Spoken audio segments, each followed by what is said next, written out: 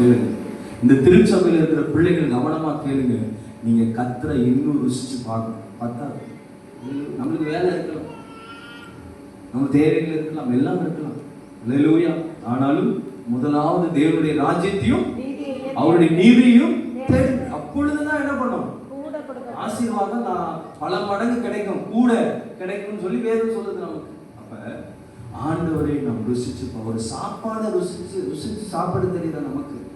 ஒரு ஸ்வீட்டை ருசிச்சு சாப்பிட தெரிஞ்ச நமக்கு, அதுல கொஞ்சம் உப்பு இல்ல அதுல ஒரு ருசி இல்லைன்னா நம்மளுக்கு எப்படி கோபம் வரும் பாருங்க, இல்லையா? அது எவ்வளவு கஷ்டமா, சாப்பிட முடியாது. நல்லாவே இல்லை இந்த சாப்பாடு, என்ன இல்லை, நல்லாவே இல்லை. இந்த இட்லி ரொம்ப புளிச்சிட்டு இருந்துச்சு, இந்த சட்னியில் என்ன இல்லை, உப்பே இல்லை, ரொம்ப காரமா இருந்துச்சு. இப்படிதான் ஆண்டவர் நம்மளை பார்ப்பார்.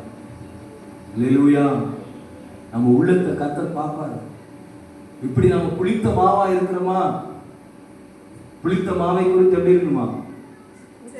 எச்சரிக்கையா இருக்கணும்னு சொல்லி வேதம் சொல்லுது. நம்ம எப்படிப்பட்டவர்களா இருக்கிற கர்த்தருடைய சமூகத்துக்கு முன்பதாக அவரை தேடுவதில்லை, அவரை ருசிச்சு பார்ப்பதில்லை. அல்லேலூயா. நம்ம